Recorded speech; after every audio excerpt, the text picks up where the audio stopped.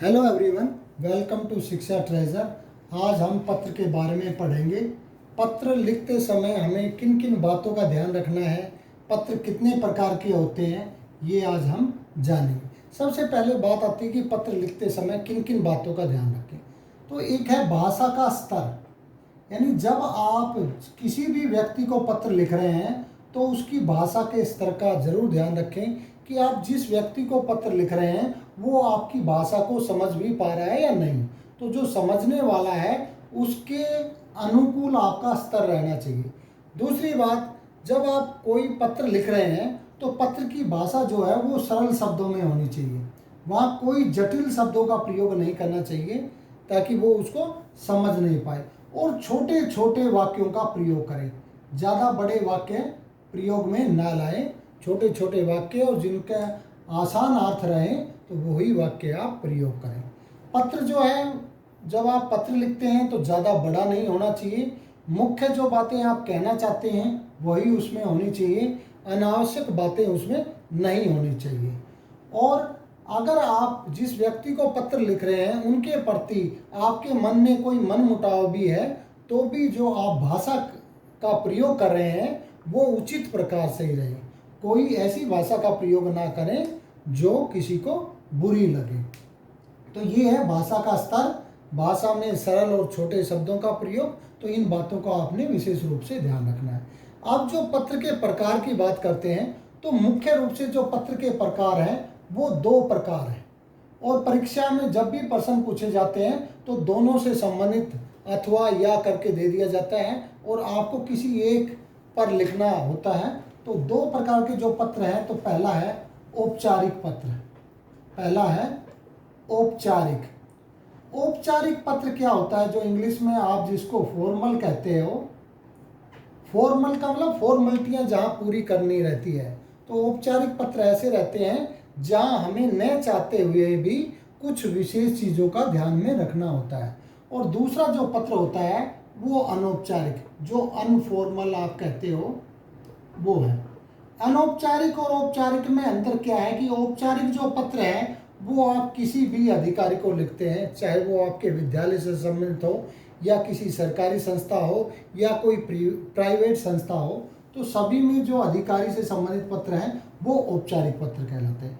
जो अनौपचारिक पत्र हैं ये अपने सगे संबंधी से होता है, अपना जिनसे खून का रिश्ता हो या कोई दूसरे संबंध हो, तो वो सारे जो पत्र हैं वो अनौपचारिक में आते हैं। अब जो औपचारिक और अनौपचारिक जो हम पत्र लिखते हैं और उनमें जो मुख्य रूप से अंतर है वो एक अंतर है विषय का। यानी जहाँ भी जो परीक्षा में जो बच्चे गलतियाँ करते हैं वो विषय से संबंधित गलतियाँ करते हैं। विषय जो है वो औपचारिक पत्र में तो होता है लेकिन अनौपचारिक में विषय नहीं होता है। यानी इस बात का आपने ध्यान रखना है कि जब आप औपचारिक पत्र लिख रहे हैं तो आप विषय जरूर लिखेंगे, और अगर आप अनौपचारिक पत्र लिख रहे हैं तो आप विषय नहीं लिखेंगे।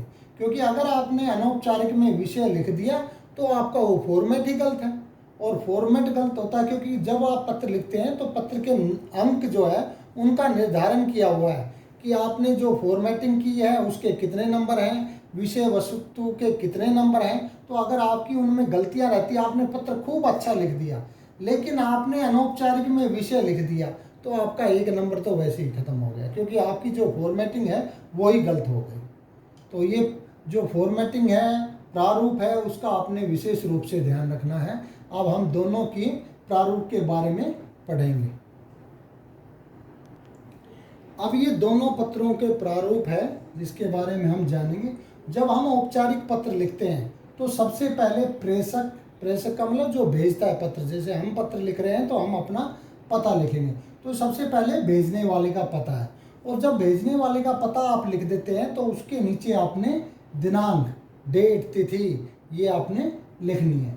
उसके बाद जब अपना पता हो गया डेट के साथ, दिनांक के साथ, तो उसके बाद अधिकारी का पदनाम। अधिकारी का पदनाम का मतलब अगर मान लो स्कूल के प्राचार्य को लिख रहे हो तो प्राचार्य, अगर किसी संस्था के प्रबंधक को पत्र लिख रहे हैं तो वहाँ प्रबंधक महोदय, और उसके बाद उसका पता रहता है वो किस भी डिपार्टमेंट से है, किस संस्था से हैं या विद्यालय से है, तो वो पता, जैसे अपने विद्यालय से हम लिखते हैं तो अपने विद्यालय का यहाँ पता लिख देंगे। उसके बाद आता है विषय, विषय सब्जेक्ट, यानी जिस चीज़ से संबंधित आप पत्र लिख रहे हैं तो वो विषय आप लिख दीजिए।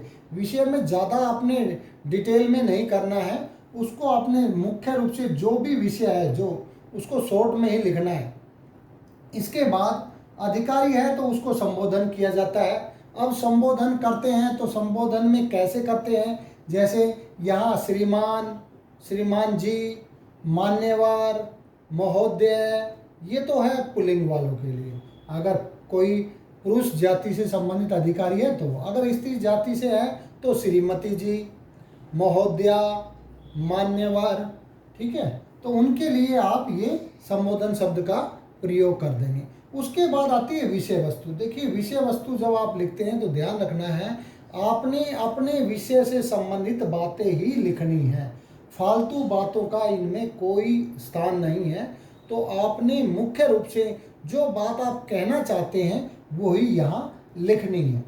उसके बाद जब आप विषय वस्तु लिख देते हैं अच्छी तरह से, उसके बाद अधिकारी का आपने धन्यवाद करना है, क्योंकि आप जो चाह रहे हैं वो काम हो तो उसके लिए उनका धन्यवाद।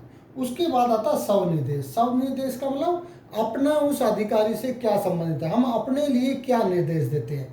जैसे प्राचार्य को पत्र लिखते हैं आप विद्यालय से संबंधित, तो आपका आज्ञाकारी शिष्य, या जो स्त्रीलिंग से संबंधित है तो शिष्या, छात्र या छात्रा। उसके बाद अपना नाम और अपना हस्ताक्षर किया जाता है। तो ये सारी बातें औपचारिक में। जब हम बात अनौपचारिक की करते हैं तो अनौपचारिक में जो अंतर है आपको अब स्पष्ट रूप से नजर आ जाएगा कि प्रेषक और भेजने वाले का पता तो यहाँ भी है और डेट के साथ ही दिनांक यहाँ भी है। इसके बाद जो अधिकारी का पदनाम और अधिकारी का पता था ये यहाँ पे नहीं है। उसके बाद जो विषय था, विषय भी यहाँ नहीं आया।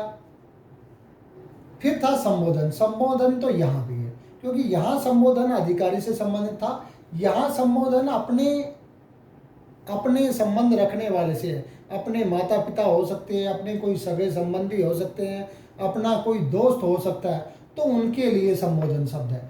उसके बाद विषय वस्तु यहाँ भी है, जिस विषय से संबंधित आपको उसको पत्र लिख रहे हैं तो वही विषय वस्तु यहाँ भी विषय वस्तु में आपने फालतू बातें नहीं लिखनी। ये नहीं कि ये अपना है तो यहाँ भी हम करके फालतू बातें लिख देंगे, उस विषय से रिलेवेंट ही चीज़ आपने यहाँ लिखनी है। उसके बाद स्वनिर्देश। स्वनिर्देश यहाँ भी था तो यहाँ भी स्वनिर्देश है।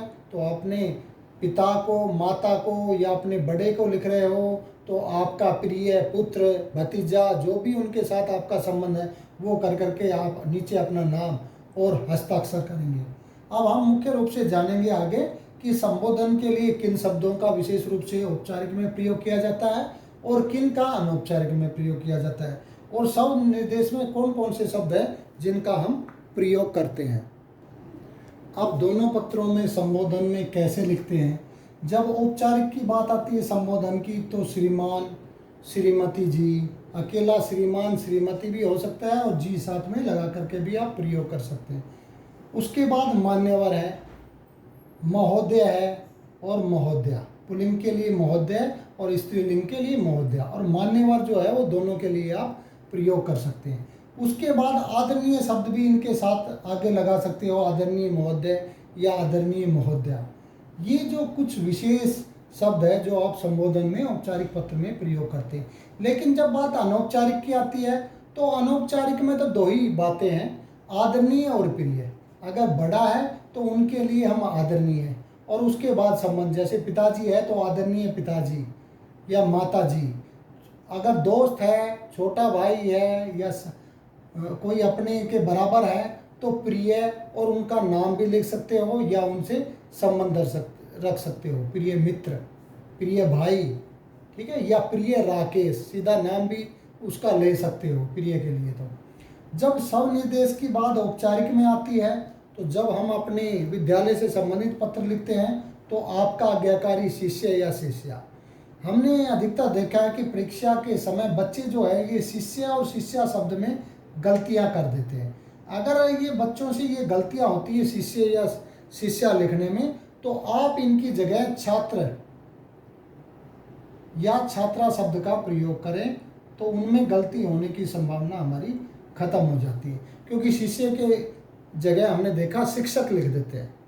इसके बाद जो हम दूसरे किसी संस्था से संबंधित पत्र लिखते हैं तो वहाँ भवदीय, प्रार्थी और निवेदक इन शब्दों का प्रयोग करते हैं। और जब अपने समाज से संबंधित कोई काम हो, अपने मोहल्ले से संबंधित काम हो, तो जब किसी अधिकारी को लिखते हैं तो वहाँ हम जागरूक नागरिक का प्रयोग कर सकते हैं।